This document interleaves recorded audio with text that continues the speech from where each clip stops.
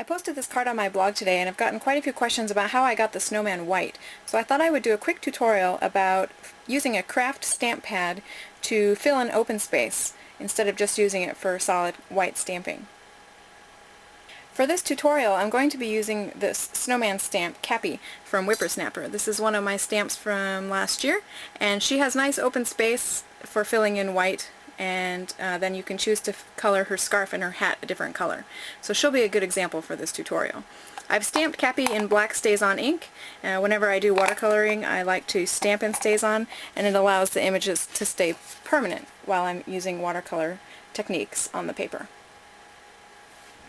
I have 3 different craft white stamp pads that I like to use for this technique. The first one is the Whisper White pad from Stampin' Up! And I also like to use the Colorbox Mini in Frost White and Snowcap White.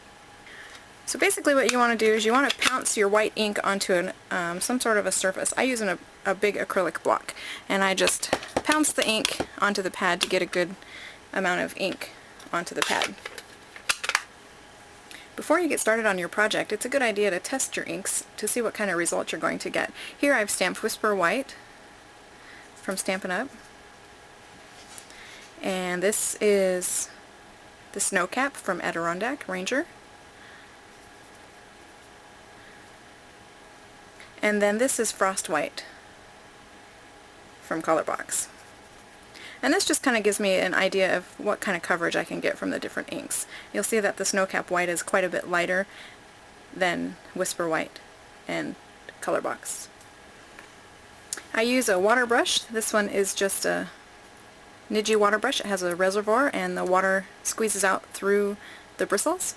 And I just pick up color from the clear acrylic block and use the brush to apply the white pigment ink directly to the paper. Try not to get too much water, since if you're not stamping on watercolor paper, too much water can actually warp your paper or make it pill. But generally if you just use a light bit of water and pick up a little bit of color from the acrylic block, you won't have too much trouble. And then continue doing this process, picking up the ink and filling in the stamped image until you're happy with the fill of the white on your paper. I like to leave a few open spaces just to give it a little bit of more rustic look.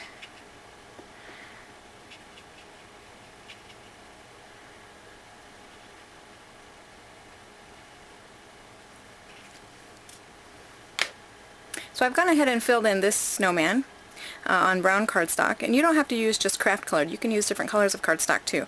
I've gone ahead and filled in Cappy on this piece using Snowcap from Adirondack. The coverage is nice. This snowman is covered with Stampin' Up's Whisper White, and it's a bit blotchy, but it's a dark blue, and I kind of like the way that it shows kind of a rustic appearance on the blue. And the last one is the Colorbox Mini, and in Frost White, and I actually like this one probably the best. I use it the most often. It has a little bit more subtle coverage, and it actually works in conjunction with the Stampin' Up! Pad as well. So if you have 2 different kinds of pads, you can combine them and see what you like and see what works best for you. Generally I use the Stampin' Up! Whisper White and the Colorbox Frost White the most.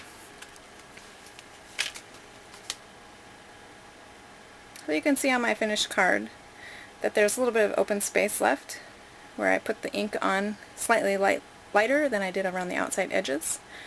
And then I also used the same water brush, cleaned, and used a light brown watercolor wash just to fill in the area around the snowman. And that makes him stand out a little bit from the background. I colored his nose and the buttons and his scarf with markers, and actually used brown craft ink, the same way that I used the white craft ink. I used brown craft ink to fill in his hat.